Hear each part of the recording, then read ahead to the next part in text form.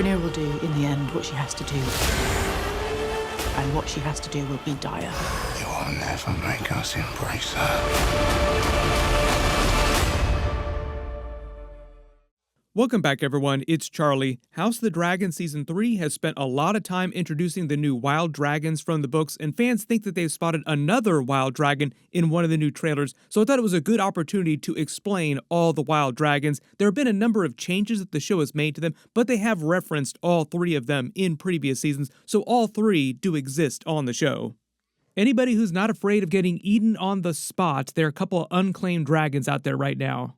I am in the middle of doing videos for all the episodes each week, so if you are new to the channel, be sure to subscribe to get all those videos. The three wild dragons are Sheepstealer, the Cannibal, and Grey Ghost. We just saw Rhaenyra finally claim Sheepstealer in Season 3, Episode 1, and utterly fail at trying to use him to help Team Black win the Battle of the Gullet. Technically, they did win that battle, but it was a very Pyrrhic victory. Ryan Condal, the showrunner, has already said a lot about the show's version of Sheepstealer and how they've changed that storyline from the books, because in the books it was Nettles and not Rhaenyra, but they're giving her a couple of aspects from Nettles' storyline, particularly her and Sheepstealer being like the outsiders amongst the dragons and dragon riders.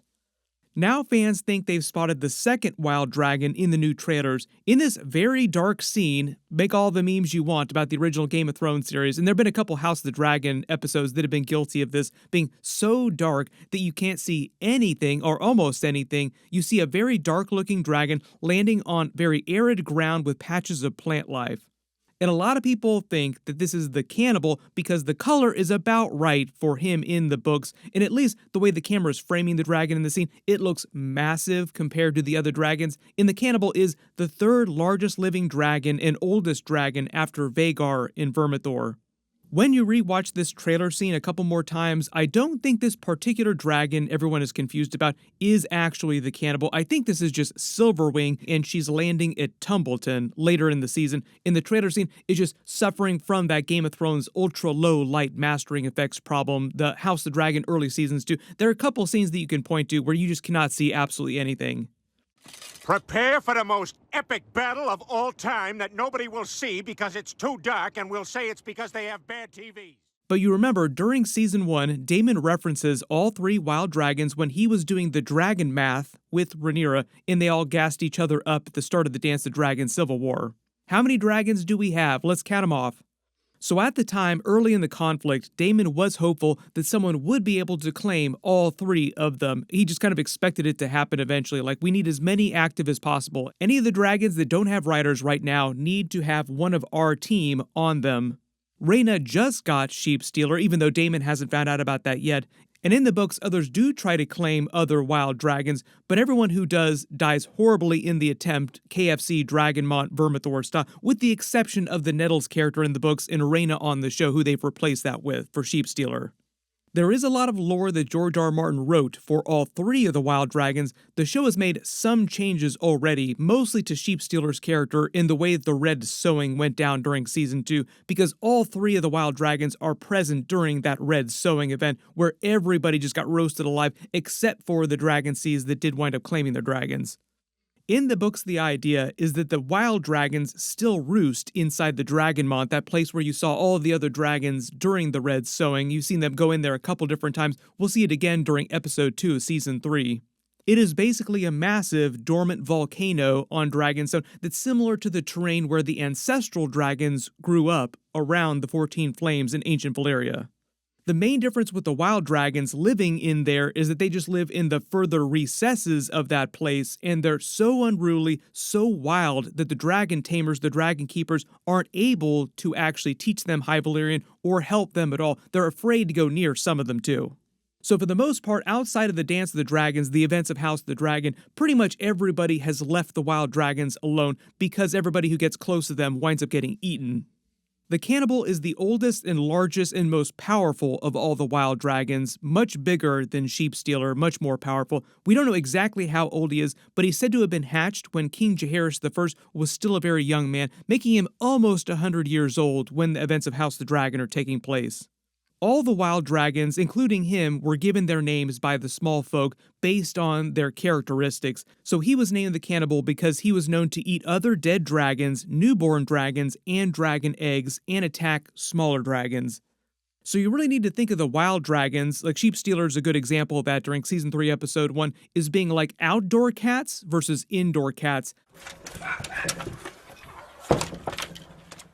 For the most part, the dragons on the original Game of Thrones series and now House of the Dragon have been portrayed as being kind of like really large, exotic, pet, large cats. In that, yes, you can train them a little bit, and they do listen to some commands, like you can teach them High Valyrian, and you can get them to do some stuff, but they're kind of like toddlers in real life. Like if you have a child or you have like a niece or a nephew, and you ask them to do something, they might do it, and if they do it, they'll do it in like their own way that's completely different from what you actually ask them to do.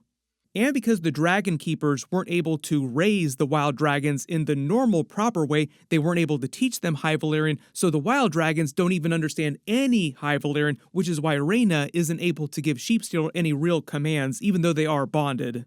He did not understand a word that she was yelling at him during the Battle of the Gullet.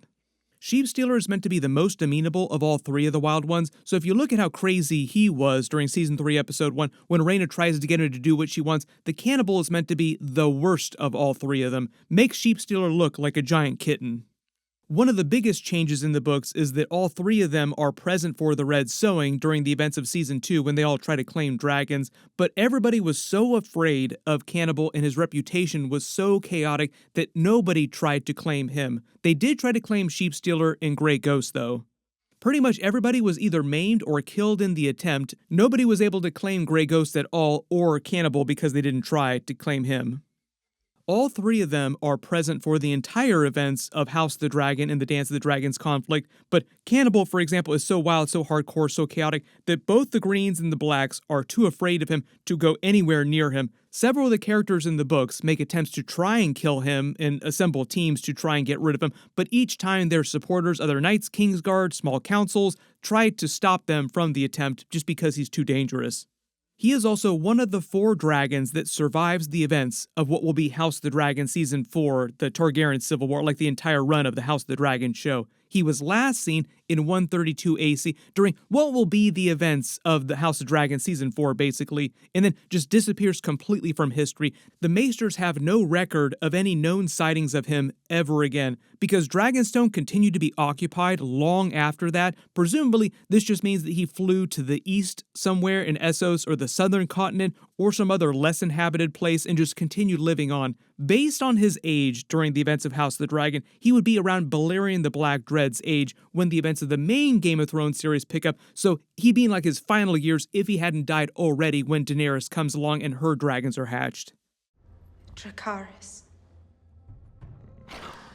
Grey Ghost is a little smaller than Sheepstealer, so still one of the larger, older dragons, but not quite as large as Sheepstealer. Also lived on Dragonstone on its own and was never claimed by anyone. The small folk called him Grey Ghost because he was a pale gray color, like a duller, darker shade than sea smoke.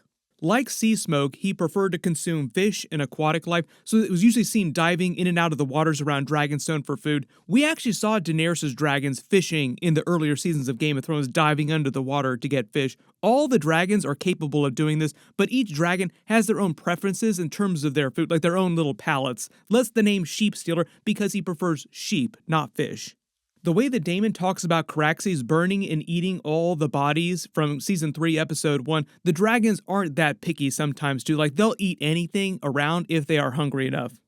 There was a subplot that the House of the Dragon characters had with Grey Ghost that the show has cut out. So on the show, you have Adam of Hull and his brother Alan of Hull. In the books, there's just one of them, and his name is Alan, but it's essentially what they've done with Adam of Hull on the show. He's the dragon rider that claims Sea Smoke eventually. In the books, though, the first dragon he tries to claim is Grey Ghost. That goes unsuccessful, and he winds up claiming Sea Smoke after that. But the show has changed that so that Sea Smoke on the show claimed him, not the other way around.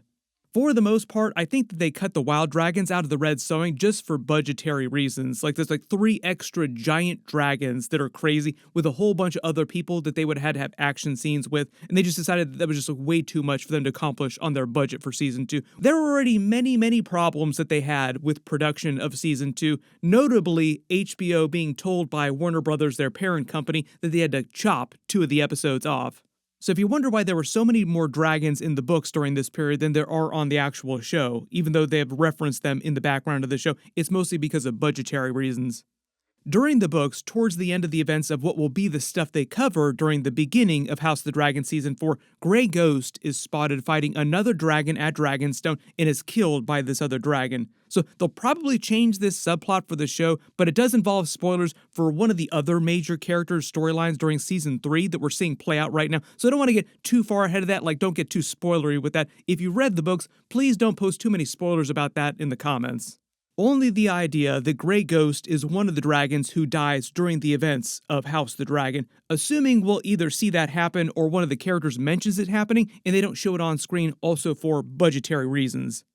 A lot of people ask, why are the wild dragons the way they are? The dragon's already kind of unruly just on their own, like indoor cats versus outdoor cats. So the idea is that all the dragons are hatched in the same way. And since the Targaryens settled on Dragonstone after the Doom of Valyria, for the most part, with a few exceptions, all the dragons hatched after that on Dragonstone and are raised in the Dragonmont. Later in the timeline, once Maegor the Cruel creates the dragon pit and starts roosting some of the dragons there are some dragons that are hatched there, but not that many. All the wild dragons, presumably, are dragons who hatched with genetic deformities like Sheepstealer, like that's the way he looks, the way he does look. He was born with genetic conditions. And as with the case when a lot of cats give birth to a bunch of kittens, not all the kittens develop socially in the same way, and there are some differences, like some psychological conditions that some have, and it winds up affecting their development, their personalities, and they just never get along with the other dragons. Dragon keepers then are never able to tend to them properly or help raise them in the right way, teach them High Valyrian, and tame them the same way the regular dragons all understand High Valyrian and bond with people. And for whatever reason, they're just not able to make that connection with a writer.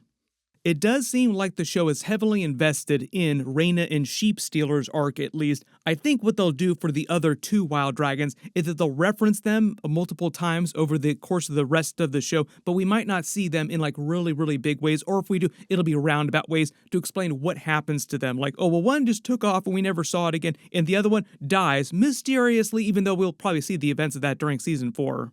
But for the most part, the show is just focused on drilling in on Sheepstealer's arc with Rhaenyra because she's such a core character to like this family of dragon riders.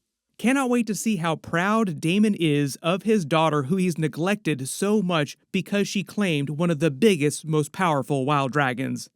Everybody post all your reactions in the comments below and let me know what you want them to do with the other unclaimed wild dragons for the rest of the show if we only have 1 season left after this. My episode 2 video will post next. Be sure to enable alerts for my channel so you don't miss that. Everybody click here for that video. I'll update the link as soon as I post it, and click here for all my other House of the Dragon episodes. Thank you so much for watching, and I will see you guys in the next one.